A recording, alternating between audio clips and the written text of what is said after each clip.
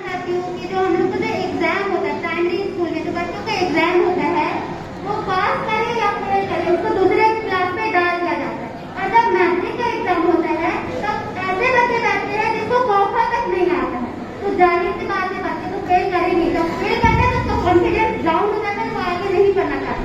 तो इसलिए मैं चाहती हूँ कि जो सरकारी स्कूल है उसमें हर महीने एग्जाम होनी चाहिए और उसका एक रिपोर्ट कार्ड होना चाहिए और जब बच्चे पास करे तभी उसको दूसरे क्लास में डालें। बहुत अच्छा सवाल।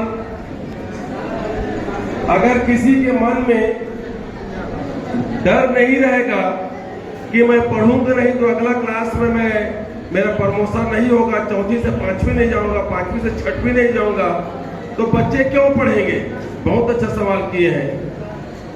पहले अगर इस देश की बात करें, शिक्षा शुरुआत अगर बात करेंगे तो कांग्रेस पार्टी के जिस समय इस देश और प्रदेश में सरकार हुआ करती थी उस समय पांचवी क्लास चाहे छत्तीसगढ़ हो, चाहे बिहार हो, चाहे देश के कोई भी कोने में हो, पांचवी क्लास को बोर्ड क्लास रखा गया था। उस समय हमारे माँ बाप उस समय पढ़ते थे, उस समय पांचवी क्लास को बोर्ड क्लास बनाए रखे थे ताकि बच्चे पांचवी अगर पास हो गया तो समझ लो उसका नैतिक जो भी गांव देहात के जैसे भी रहता है उसको पढ़ लेते थे। लेकिन अभी जानबूझ करके ये जो सरकार है शिक्षा को कमजोर करने के लिए ये सब व्यवस्था बनाए हैं ताकि बच्चे पढ़े ना पढ़े, जैसे उसको सामान की तरह उठा करके दूसरे क्लास में डाल देते हैं। हमारी सरकार बनेगी, राहुल गांधी जी के नेतृत्व में गठबंधन की सरकार हमारे यहाँ बनेगी। हम आपको भरोसा दिलाते हैं दीदी के मंशा के अनुसार यहाँ फिर से शिक्षा को मजबूत किया जाएगा। हम आपको भरोसा दिलाते हैं मेरे माता बहन, शिक्षा जीवन का आधार है। अगर कोई व्यक्ति ये शिक्षा न्याय संवाद क्यों रखा? अगर किसी व्यक्ति में अगर शिक्षा नहीं है, जैसे जानवर होता है, जानवर ये आप देखे होंगे, हाथी जो है एक उसके ऊपर बैठ करके उसको अंकुश दे करके उसको चलाता है, हाथी में बैठ करके उसको चलते रहता है। हाथी कितना ताकत, उसको विवेक नहीं है।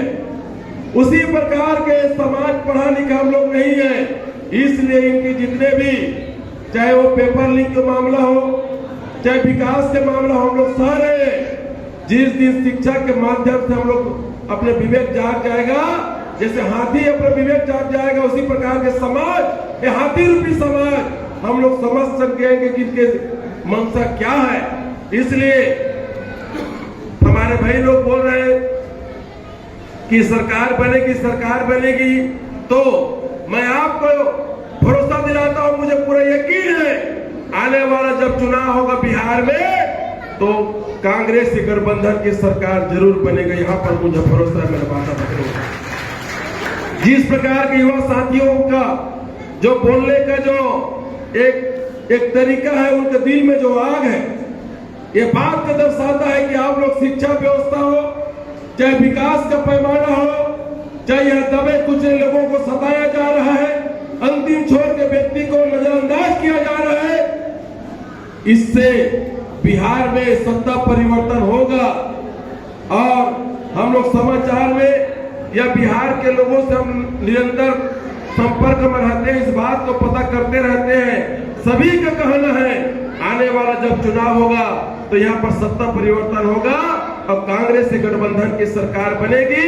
मैं ज्यादा विधायक जी को भी और जाना है, सभी नेतागण बहुत दूर से आए हैं और बहुत पहले से बैठे हुए हैं। मुझे कल 7 बजे पता चला कि आपको यहाँ पर आना है, 7 बजे शाम रात को, और वहां से फिर फ्लाइट पकड़ करके बड़ा भागते हुए आप लोगों के बीच में आया हूँ।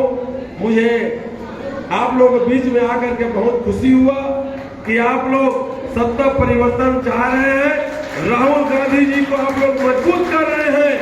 अभी तो बिहार में सरकार बनाएंगे और आने वाला समय में इस देश का प्रधानमंत्री कांग्रेस के राहुल गांधी को बनाने वाले हैं। इसके लिए आपको मैं सलूट करता हूं। जोरदार नारा लगाइए, राहुल गांधी, राहुल